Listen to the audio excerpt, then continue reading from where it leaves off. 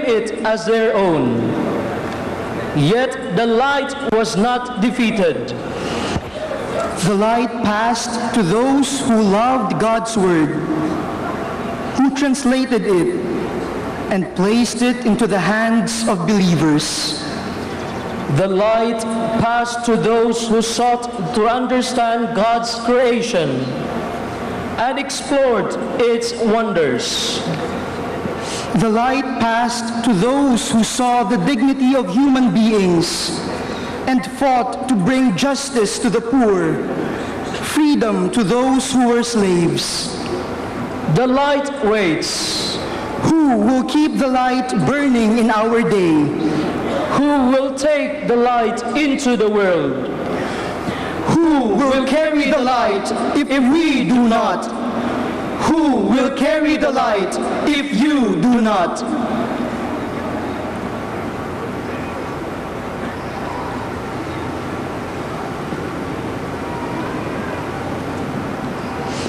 My dear brothers and sisters, we receive this light in baptism and we are entrusted to keep this light burning brightly.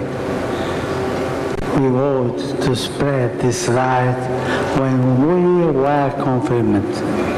I ask you now, keep the flame of faith alive in your hearts.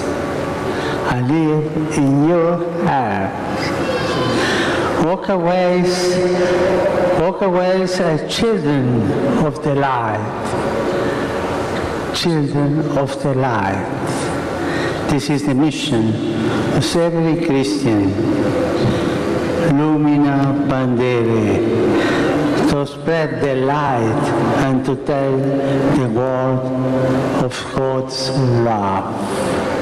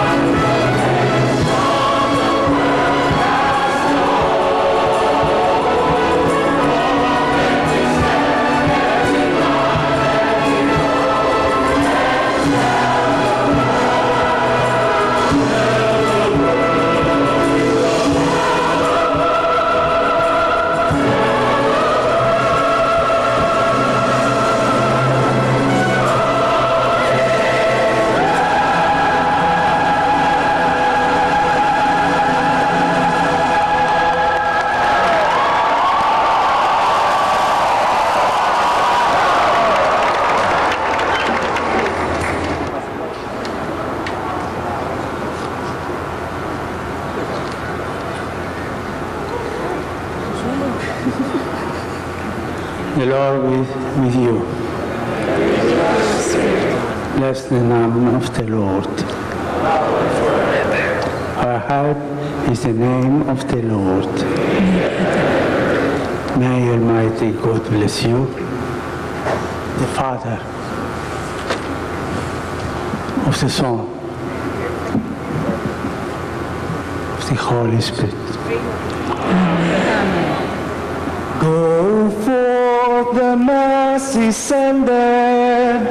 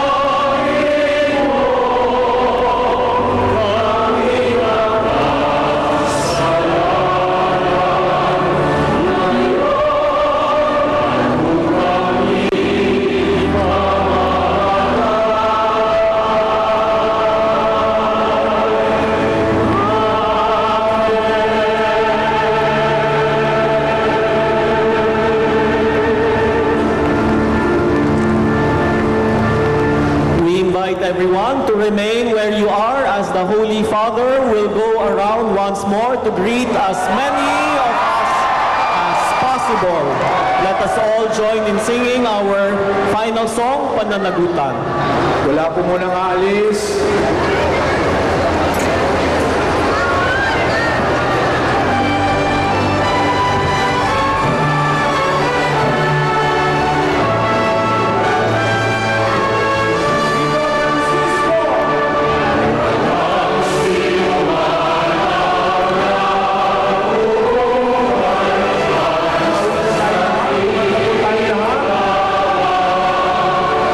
Walang sino man ang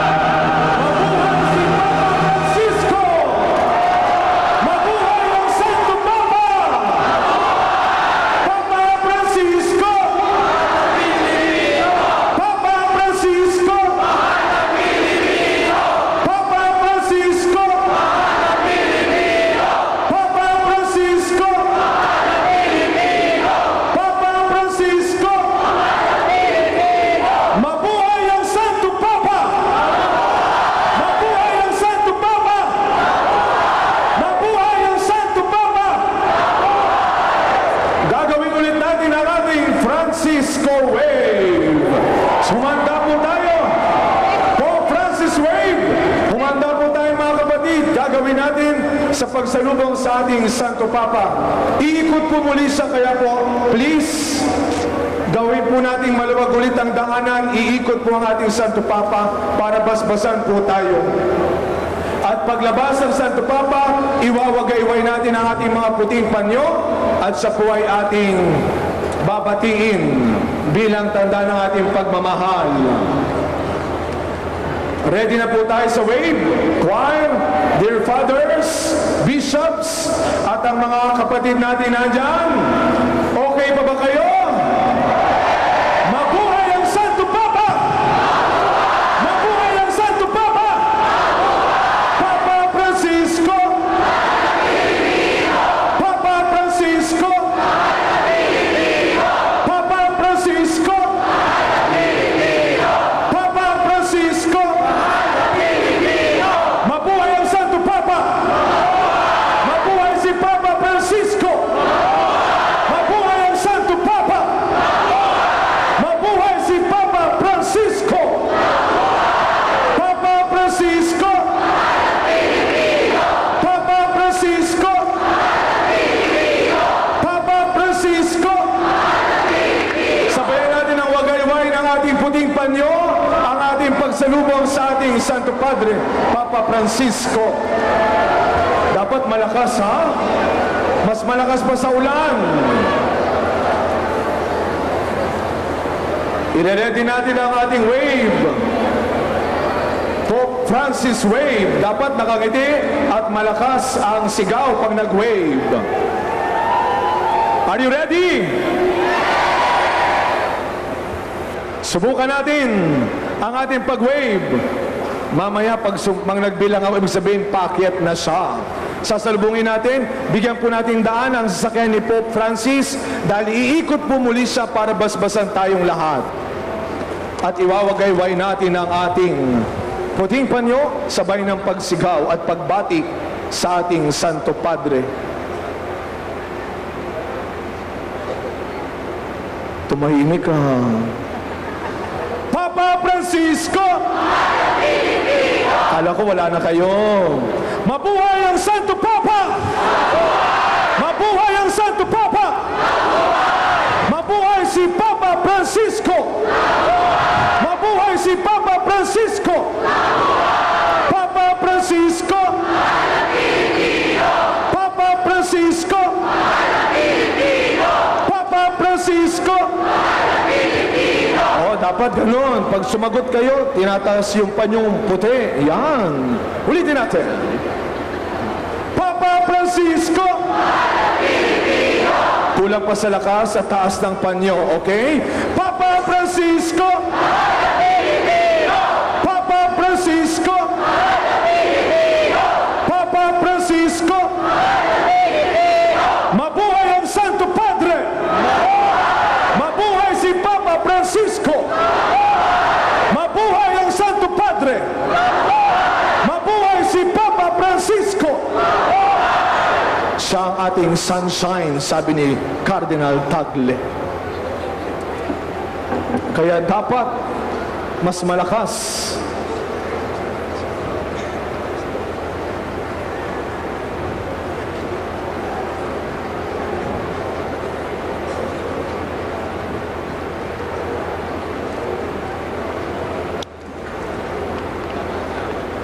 Na-excite na ba kayo?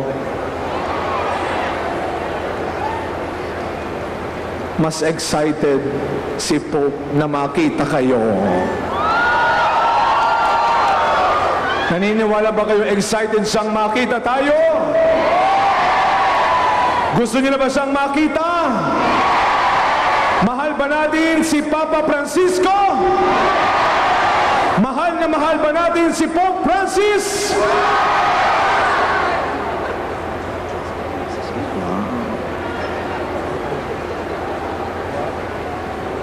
Ready ang wave natin, ha? Wave. Titignan kayo yung mga magwe-wave. Titignan tayo, maniwala tayo. Mabuhay si Kristo! Mabuhay si Kristo! Mabuhay si Kristo! Viva Santo Niño! Viva Santo Niño! Mabuhay si Kristo! Mabuhay si Papa Francisco! Mabuhay si Papa Francisco! Pagod na ba kayo? Hindi pa po. Ayan po, dahil sumisigaw pa rin ang ating mga kababayan dito na umattend ng misa. Si Corina nawawala. Natabunan ng maraming tao ho. Dahil pagkatapos ho ng misa ay naghahanda naman si Pope Francis.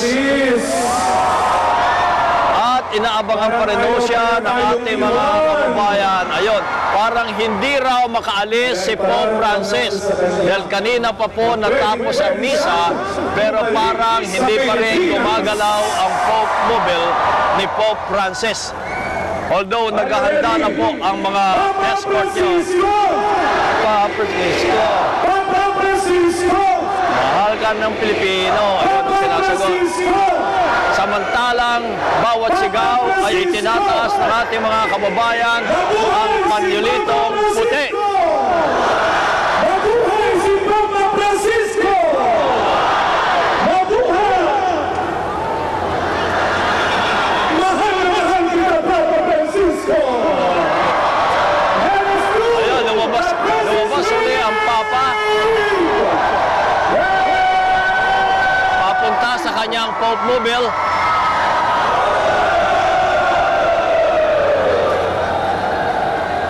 Papa Francisco! Papa Francisco! Papa Francisco! Parang Mabuhay ang Santo Padre! Viva ang Santo Padre! Viva Padre Francisco! Mabuhay si Papa Francisco! Mabuhay! Papa Francisco! bumalik po sa kamay ni ng Papa ang Pangulong Noynoy Aquino at si Vice President Jejomar Binay. Samantalang ating mga kababayan ay patuloy po na iwinawagayway ang puting panyulito. We love you, Papa Francisco! We love you, Papa Francisco! Ayan, nag-ahahanda na sila para gumawa ulit ng isa pang ikot. Ang tanong, saan siya ikot? Siya ikot. Yun ang magandang tanong po rin. Malalaman natin mamaya kung saan siya kukunikot. Now, PayPal visit 2015. Aawit tayo lahat. Nakasakay na po si Pope Francis sa kanyang Pope Mobile at unti-unti na itong umaalis. Patungo ngayon sa kabilang banda ng Sa may tabi ng Manila Hotel yata daw siya dadaan naman ngayon. papunta ko kasi dito sa kanina sa may kaliwa natin. Ngayon naman sa may kanan natin, patungtong papunta ng Manila Hotel kung saan nag-aabang din ang napakarami natin mga kababayan. So, wala na tayong pag-asang makita natin sa lugar na ito sapagkat iikot na po siya papunta ng Manila Hotel. Sa kanya talaga, importante yung lahat makita niya.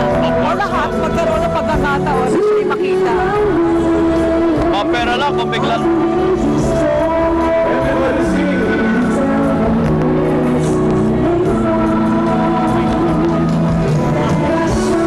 Everybody sing. Taas ang panyo. Wagayway.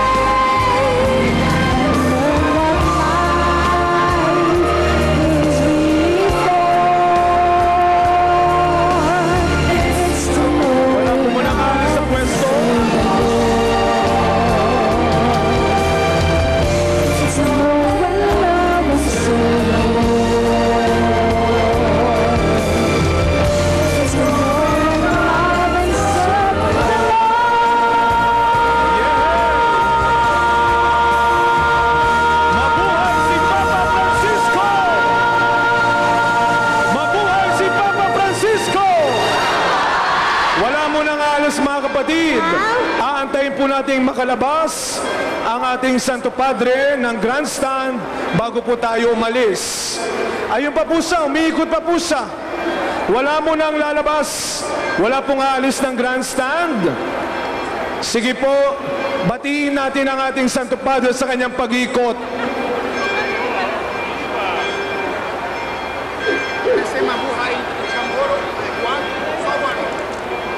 Si Jesus Maase, Santo Padre!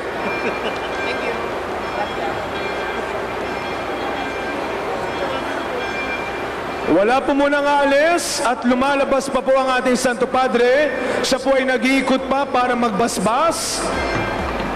Sundan po natin ang ating Santo Padre sa kanyang pag-ikot.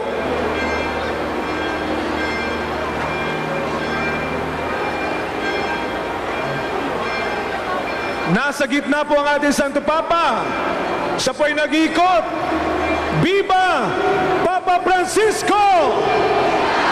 Mabuhay ang Santo Padre! Hoy choir, sumigaw naman kayo dyan. Mabuhay ang Santo Papa! Congratulations sa choir. Misa ni Pope Francis dito po sa Loretta. Sa kanyang homily, kung napakinggan po ninyo lahat, inihalin tulad ni Pope Francis sa Santo Niño ang bawat Pilipino na siyang tagahatid ng magandang salita ng Diyos. Sinabi ng Santo Papa na ang imahe ng batang si Jesus ang naging kasama sa pagdadala ng salita ng Diyos sa Pilipinas. Pinapaalalahanan rin na ang Santo Niño ang nagsisilbing tulay sa kaharian ng Panginoon dahil pinapaalala nito ang kabataan sa bawat tao. Muli rin binanggit ng Santo Papa na tulad na nasasabi sa Biblia, dapat ay maging tulad ng isang bata para makapasok sa kaharian ng Diyos. Gaya na lamang ng kanyang sinabi sa mensahe sa UST kanina, sinabi rin ni Pope Francis na ang mga bata ay dapat na pangalagaan at dapat rin na manatiling pamilya. At saka huwag hayaang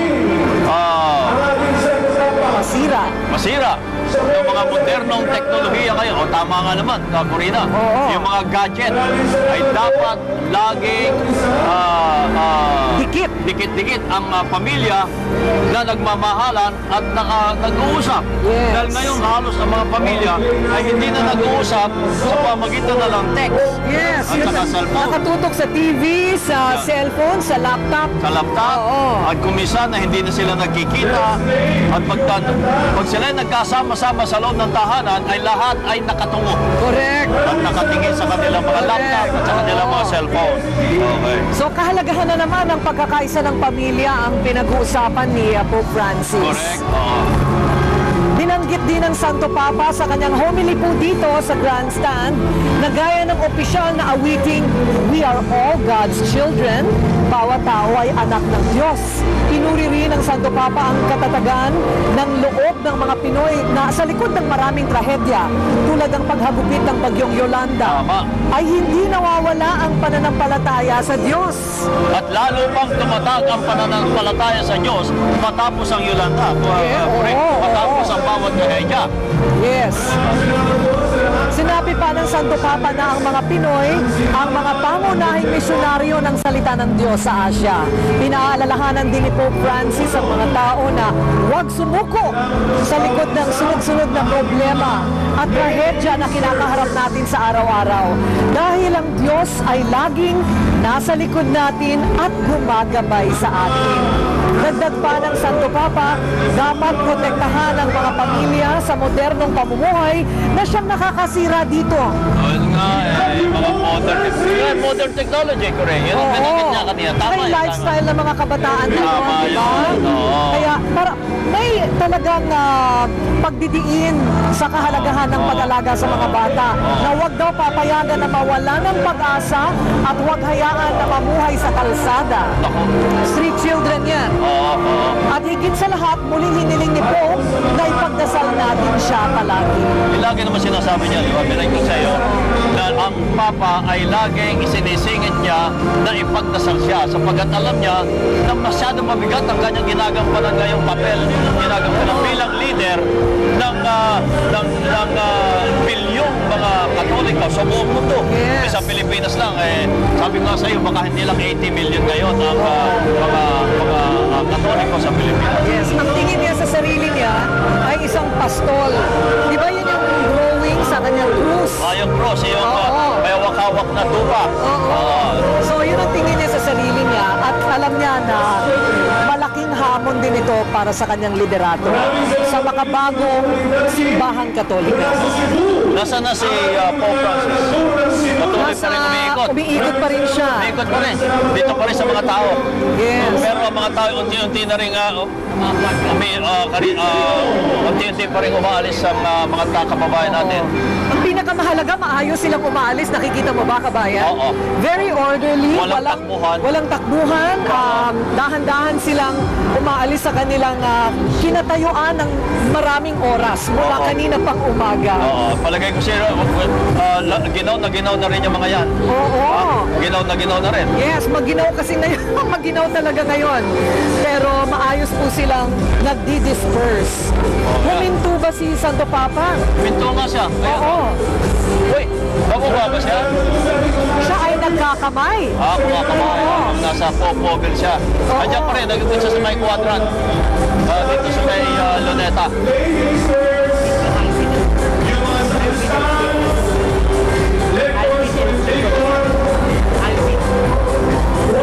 Puntahan natin ngayon sa mga pansamantala, kabayan, ang kinaroroonan ni Alvin El Chico.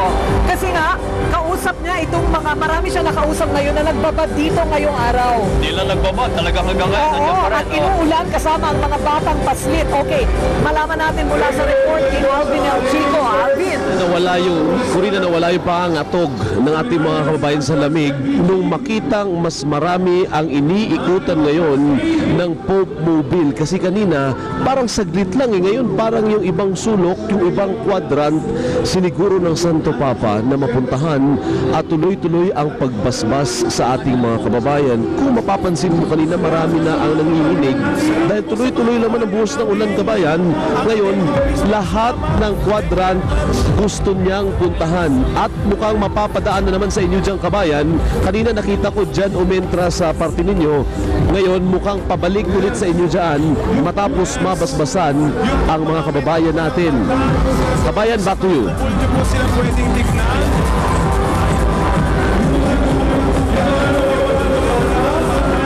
So, patuloy pa rin umiikot po si Pope Francis sa quadrant. Patuloy pa rin siya at At pamisa-misa. ngayon, kumakamay pa siya, kabayan, no? Talagang natutuwa siguro siya sa mga preparasyon ng mga Pilipino. Papalabas siya, mukhang dito ulit dada sa harapan natin na Kuring. Kung sa kasali. Ayan, ay kailangan makuna ng ating camera, ha?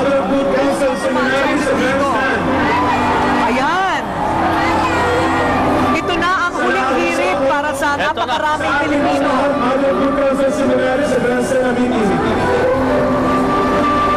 Ito na po yung iba mga nagsipagalisan kanina mga tao nagpapalabas na muli ho nagtakbuhan para salubungin uli ang Santo Papa sapagkat nakita nila na umiikot pa rin sa mga quadrant. Ito hong Santo Papa at tuminto pa siya para kamayan ang ilan sa ating mga kababayan. Lalong-lalo na po sa mga bata.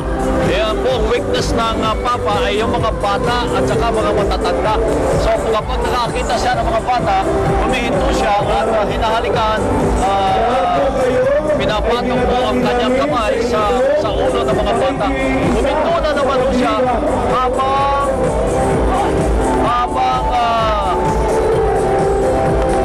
kumakamay rin po sa iba natin mga kababayan. Natatandaan ko, kabayan, noong si Pope John Paul II, talagang nagbuhat pa siya ng isang bata at hinalikan pa niya.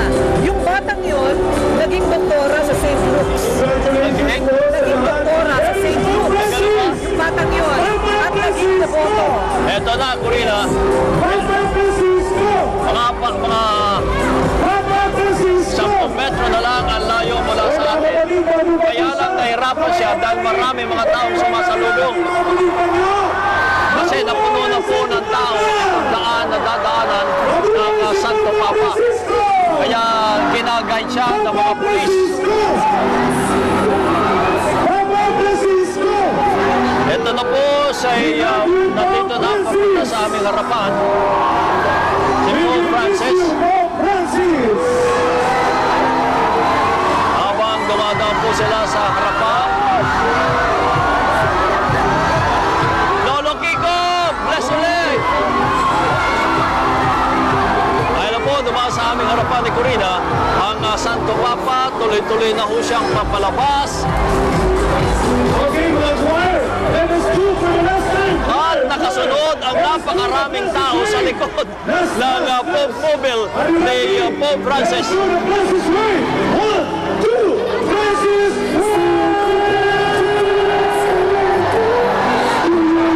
Nakasunod po ang napakaraming tao ngayon sa likod ni Pope Francis. Sinusunod ho ang kanyang Pope Mobile. Sigaw, sigaw, sigaw! At ang Santo Papa ngayon ay kumakaliwa. Mukhang ikot na naman siya doon sa kabilang bahagi naman ng grandstand. Mga pulis na yung kinakawayan niya. Talagang kabayan, nagpakanan siya at saka nagpakaliwa. Talagang iba-iba ang kanyang ginawang kota. Ayan na. Nawala na po sa aming paningin si Pope Francis at tuloy-tuloy na siyang papasok sa Ross Boulevard, pabalik sa Apostolic Sanctuary. Ang mga tao naman ay patuloy po na lumalabas saan kanina pa po sila ay nagtitiis ng lamig para sa ganon ay nagkakagulo sila. Kami na ho ang pinagkakaguluhan nun. Dahil gusto na nila makalabas din at makauwi. Dahil kaninang umaga po ang karamihan sa kanila.